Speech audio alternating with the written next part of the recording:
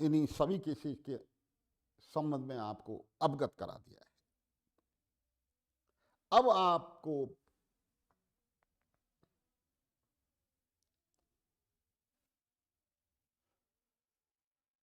CPC के order 7 rule 11 D,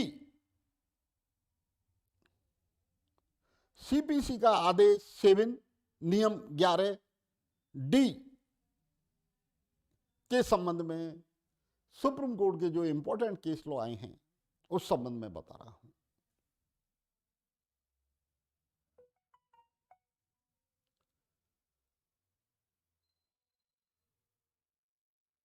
सबसे महत्वपूर्ण केस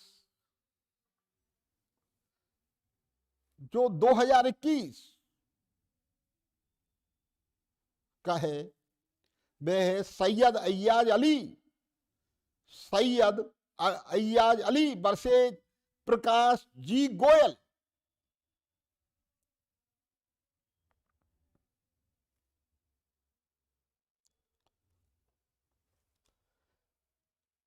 सुप्रीम कोर्ट ने इस केस में यह मत व्यक्त किया है कि सीपीसी के आदेश 7 नियम 11 क्लॉज डी के अंतर्गत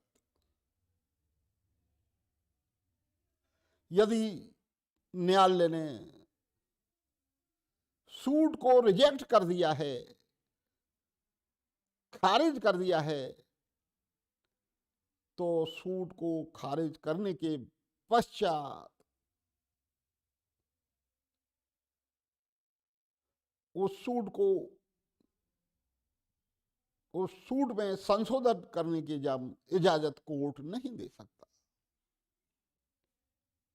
क्योंकि जब सूट ही खारिज हो गया है तो उसमें फिर संशोधन किस बात का।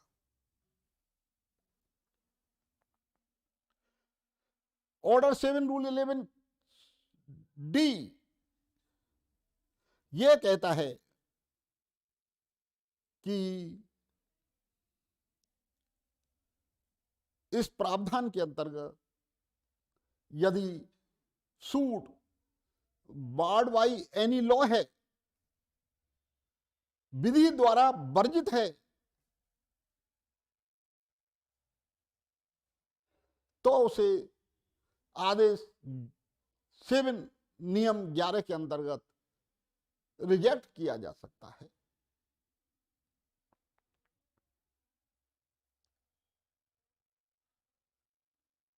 तो सुप्रीम कोर्ट ने इस केस में मत व्यक्त किया है कि जब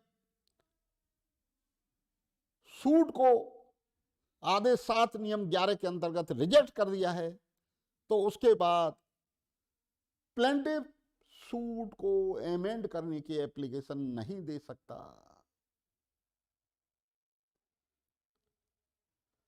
इसी तरह order 7 rule 11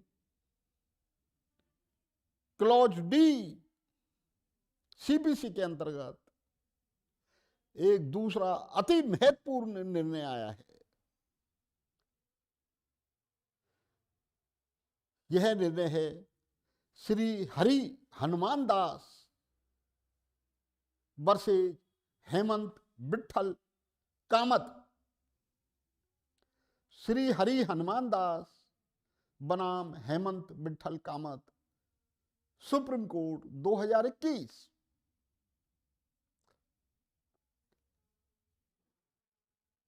order 7 rule 11 clause D के अंतर्गत ये महत्वपूर्ण लेटेस्ट जजमेंट है। इस पर प्रॉब्लम आ सकती है 10 नंबर की, 8 नंबर की।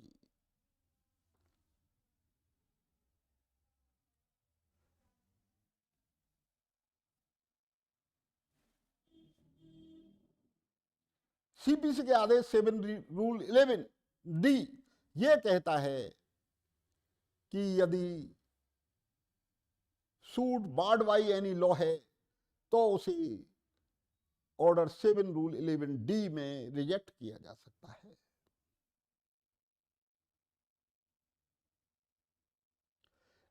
इस केस के अनुसार डिफेंडेंट ने ऑर्डर 7 रूल 11D के अंतर्गत प्लेंट को रिजेक्ट करने की एक एप्लीकेशन प्रस्तुत की थी।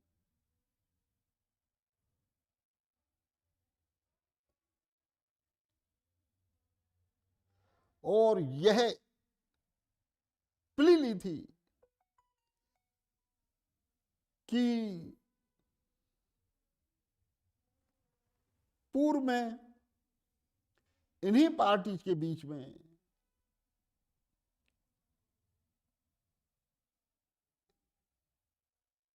इसी फैक्ट इश्यू पर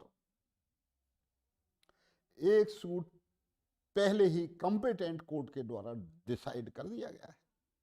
इसलिए सेक्शन 11 सीपीसी के अंतर्गत रेस जुडिकेटा लागू होता है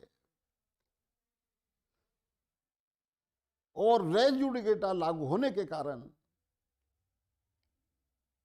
ऑर्डर 7 रूल 11D के अंतर्गत इस सूट को रिजेक्ट किया जाए।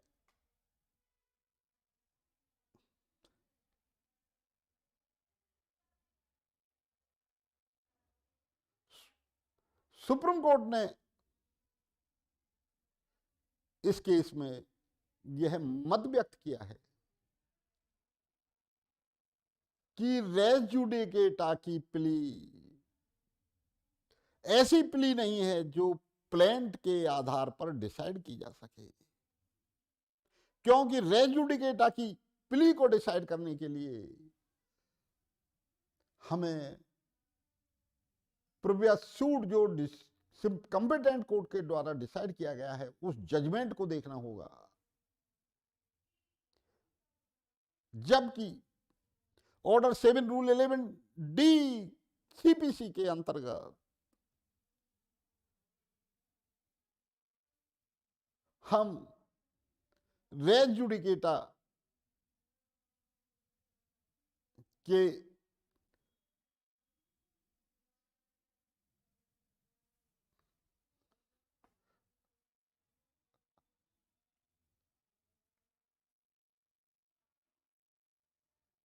प्रीवियस सूट को नहीं देख सकते, प्रीवियस सूट के डिसीजन को नहीं देख सकते। हमें केवल ऑर्डर 7 रूल 11D के अंतर्गत प्लेंट बाद पत्र को ही देखना होगा, दूसरे मैटर पर हम डिसीजन नहीं दे सकते। सुप्रीम कोर्ट ने स्पष्ट मत व्यक्त किया है कि ऑर्डर 7 रूल 11D के अंतर्गत प्लेंट के आधार पर ही हमें यह डिसाइड करना है कि यह suit barred by any law है या नहीं, जबकि रेस जुडिकेटा की प्ली ऐसी है कि हम प्लेंट के आधार पर इस मैटर को डिसाइड नहीं कर सकते, क्योंकि हमें प्रीवियस सूट के डिसीजन को भी देखना होगा और उस प्रीवियस सूट के डिसीजन को हम ऑर्डर 7 रूल 11D के अंतर्गत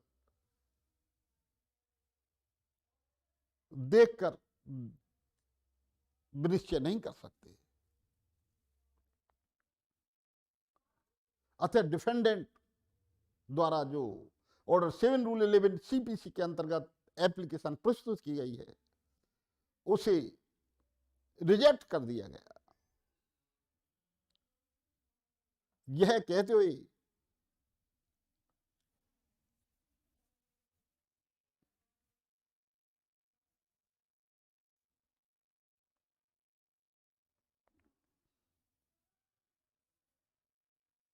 कि रेस जुडिकेटा की प्ली ऐसी नहीं है जो ऑर्डर 7 रूल 11D में कवर होती हो।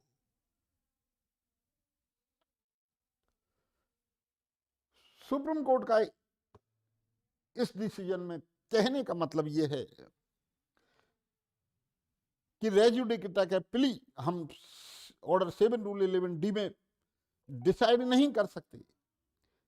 इसके लिए एक अलग इश्यू फ्रेम होगा और उस इश्यूज का डिसीजन प्लेंटिफ डिफेंडेंट के एविडेंस के आधार पर डिसीजन होगा, क्योंकि रेजुडेट की प्ली एक mix question of law and fact है।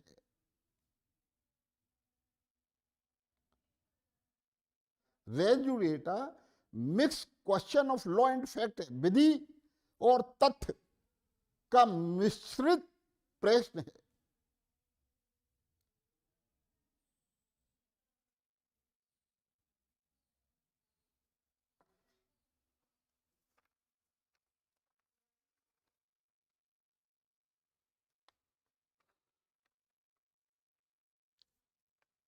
इसके बाद अब आपको मैं अन्य केसेस और बता रहा हूं। Rajnesh versus Neha, Rajnesh RAJNESH, Rajnesh versus Neha NEHA 2020, ये भी बहुत इंपॉर्टेंट केस है।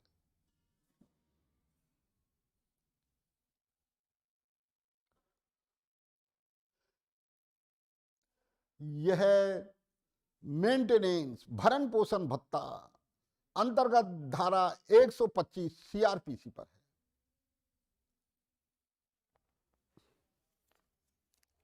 ये 125 CRPC के अंतर्गत मेंटेनेंस पर केस लो है।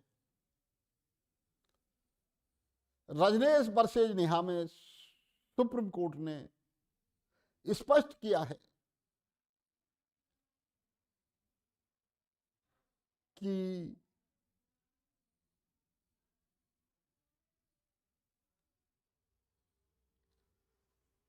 मेंटेनेंस की एप्लीकेशन देते समय पत्नी और पति दोनों को एफिडेविट पेश करना होगा और उस एफिडेविट में प्रत्येक को यह लिखना होगा कि उसकी इनकम क्या है, उसके पास क्या एसेट्स हैं, क्या परिसंपत्तियां हैं और उस पर कितने व्यक्ति निर्भर हैं।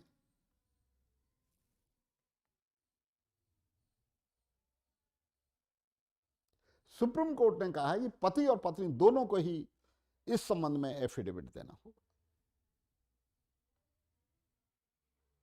इसके अलावा सुप्रीम कोर्ट ने यह भी कहा है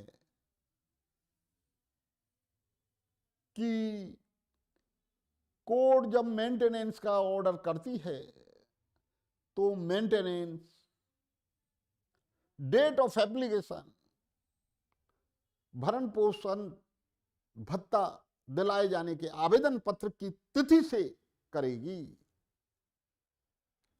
CRPC के सेक्शन 125 में यह लिखा हुआ है कि कोर्ट मेंटेनेंस का ऑर्डर डेट ऑफ एप्लीकेशन से या डेट ऑफ ऑर्डर से कर सकती है, लेकिन सुप्रीम कोर्ट ने स्पष्ट किया कि मेंटेनेंस का ऑर्डर केवल डेट ऑफ एप्लीकेशन से ही किया जाएगा।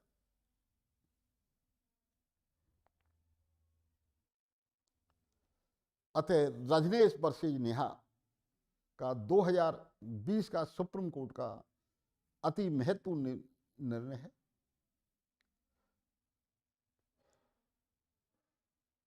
इसके अलावा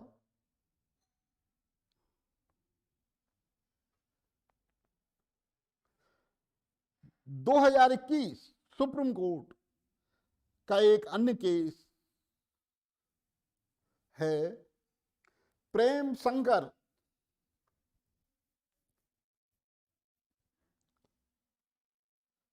प्रसाद, Prem Shankar Prasad versus state of Bihar, supreme court 2021। यह भी बहुत इंपॉर्टेंट केस है। ये अग्रिम जमानत अंडर सेक्शन 438 अग्रिम जमानत पर है।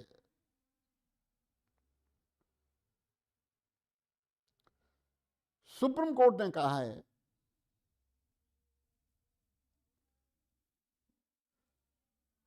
प्रोक्लेम्ड ऑफेंडर, उद्घोषित अपराधी, जिसके खिलाफ सीआरपीसी की धारा 82 और 83 की कार्रवाई चल रही है, उसे धारा 438 सीआरपीसी के अंतर्गत अग्रिम जमानत का लाभ नहीं दिया जाएगा।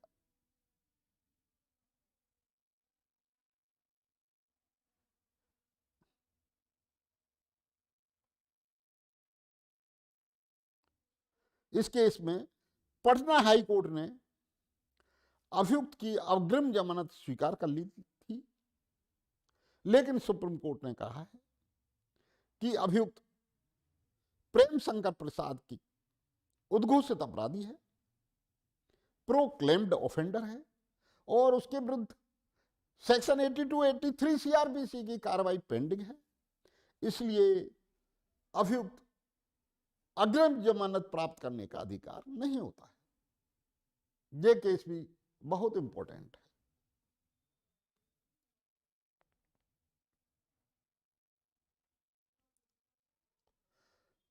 सन 2021 का एक अन्य केस है Nasib Singh versus state of Punjab.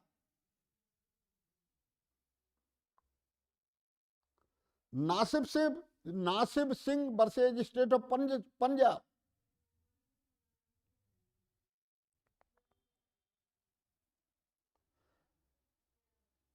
Supreme court 2021, इस केस में सुप्रीम कोर्ट ने कहा है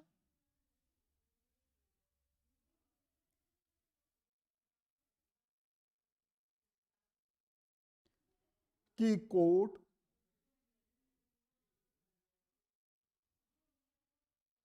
रीट्रायल के लिए भी डायरेक्ट कर सकती है। यदि कोई मिसकैरेज ऑफ जस्टिस, न्याय का हनन हुआ है और एक्यूज प्रेजुडिस हुआ है, तो अपने कारण लिखते हुए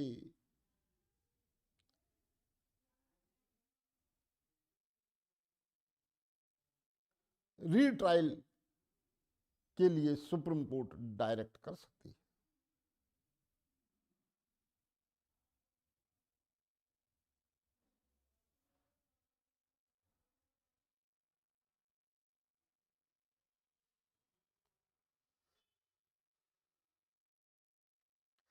सन 2021 का एक अन्य केस है state of Rajasthan versus Lav Kush Meena.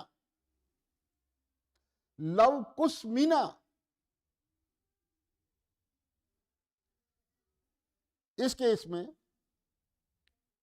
Love Kush Meena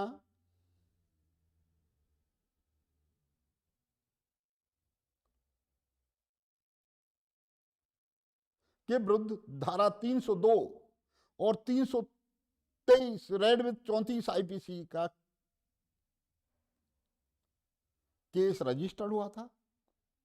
love Kush Meena के विरुद्ध ट्रायल चली और लव कुश मीना को बेनिफिट ऑफ डाउट देते हुए बरी कर दिया।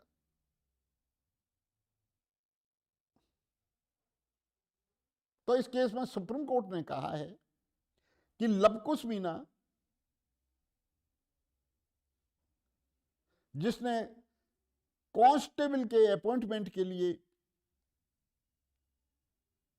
अप्लाई किया था, उसे कांस्टेबल के अपॉइंटमेंट के लिए हकदार नहीं माना जा सकता, क्योंकि लवकुश मीना को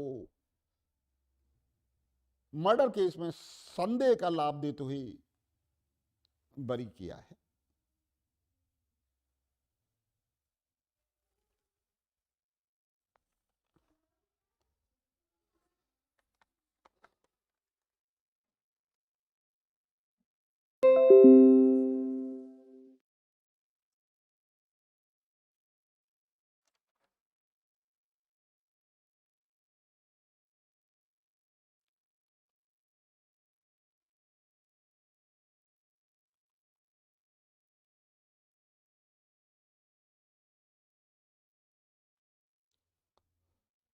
सुप्रीम कोर्ट का एक अन्य case Rasik Lal Dalpatram versus state of Gujarat भी है। Rasik Lal Dalpatram versus state of Gujarat. Supreme court ने इस केस में माना है कि police cannot refuse registration of an FIR on the ground of lack of jurisdiction. क्षेत्राधिकार नहीं होने के कारण पुलिस एफआईआर दर्ज करने से मना नहीं कर सकती यदि ऑफेंस कॉन्जेबल है, संज्ञेय है। कहने का मतलब है कि यदि कॉन्जेबल ऑफेंस की एफआईआर दर्ज कराई जाती है तो पुलिस उस एफआईआर को दर्ज करे, चाहे उसे क्षेत्र अधिकार प्राप्त है या नहीं।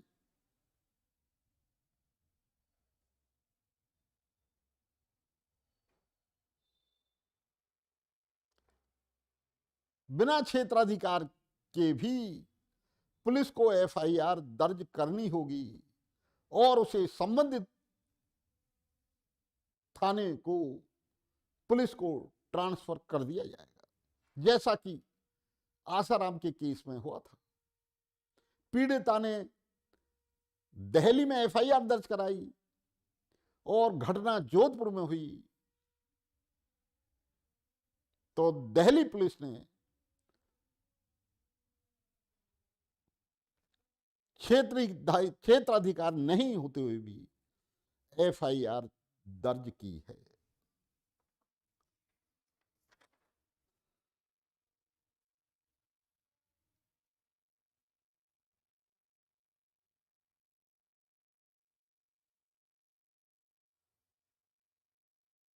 Lalita Kumari versus state of UP.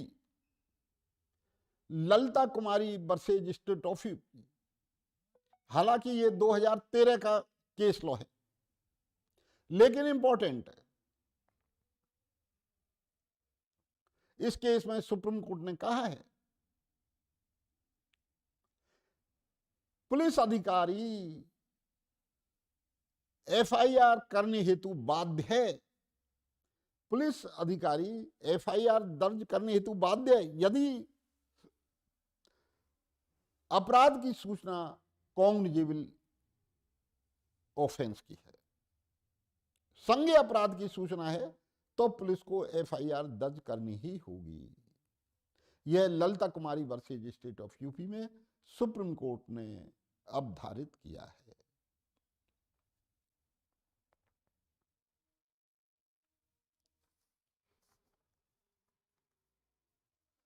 दो 2020 सुप्रीम कोर्ट का एक अन्य केस है Paramvir Singh versus Baljeet.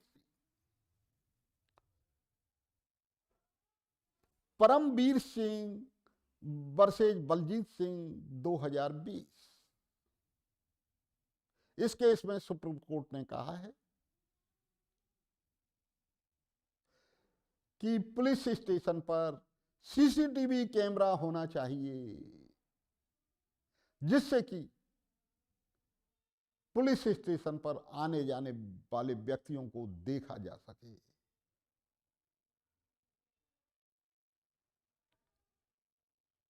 Supreme court ने एक अन्य केस डीके बसु बनाम पश्चिम बंगाल राज्य देवेंद्र कुमार बसु, डीके बसु बनाम पश्चिम बंगाल राज्य में भी यही कहा है कि थाने और जेलों में सीसीटीवी कैमरे लगाए जाने चाहिए और इस केस में गिरफ्तारी और निरोध के संबंध में भी आवश्यक दिशा निर्देश सुप्रीम कोर्ट के द्वारा दिए गए हैं।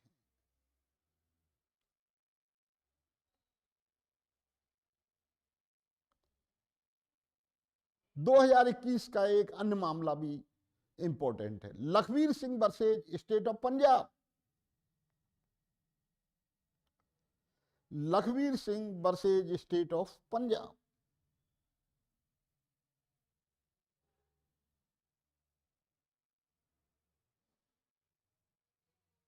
यह केस आईपीसी की धारा 397 पर है।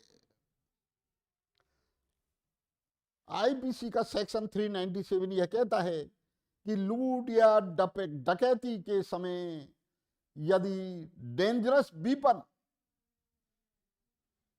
नो का उपयोग किया जाएगा तो वह धारा 397 397 आईपीसी के अंतर्गत 7 वर्ष के कारावास से दंडनीय होगा। न्यूनतम 7 वर्ष के कारावास से दंडनीय होगा। अर्थात 397 में मिनिमम सेंटेंस 7 ईयर्स है। तो सुप्रीम कोर्ट ने मिनिमम सेंटेंस होते हुए भी अभियुक्त को धारा 397 आईपीसी में प्रोबेशन एक्ट के सेक्शन 4 का लाभ दे दिया है। यह लाभ सुप्रीम कोर्ट ने यह कहते हुए दिया है कि अपराध करते समय दोनों की उम्र 21 वर्ष से कम थी और वो 3.5 वर्ष तक की सजा भुगत चुके हैं। इसलिए मिनिमम सेंटेंस होते हुए भी अभियुक्त को सुप्रीम कोर्ट ने प्रोबेशन एक्ट की धारा 4 के अंतर्गत प्रोबेशन पर रिलीज कर दिया है।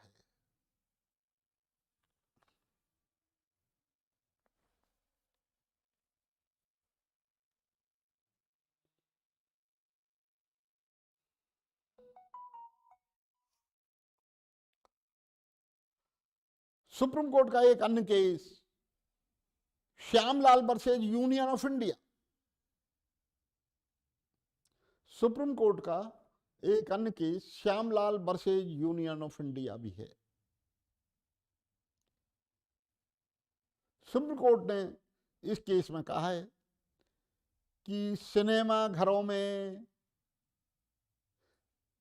फिल्म शुरू होने से पहले राष्ट्रगान का बजाना जरूरी नहीं है। यदि राष्ट्रगान चल रहा है तो फिल्म देखने वालों को सम्मान में खड़ा होना भी होगा।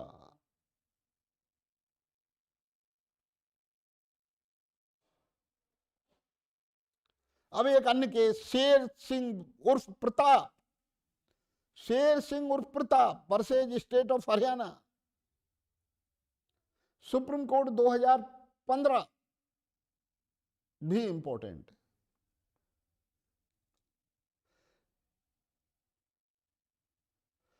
यह आईपीसी की धारा 304 बी डॉबरी डेथ पर केस है।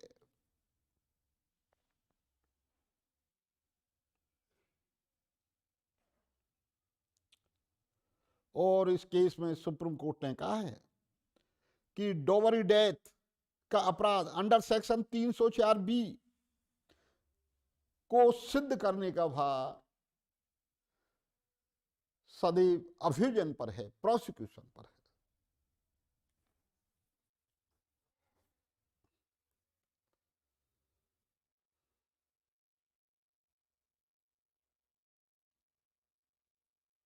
सुप्रीम कोर्ट का एक अन्य case S R Sukumar versus S Sunad Raghuram, supreme court 2015, भी इंपॉर्टेंट है। इस केस में सुप्रीम कोर्ट ने माना है कि एनआई एक्ट की धारा 138 के अंतर्गत दी गई कंप्लेंट भी एमेंड की जा सकती है। Complaint under section 138 NI act can be amended.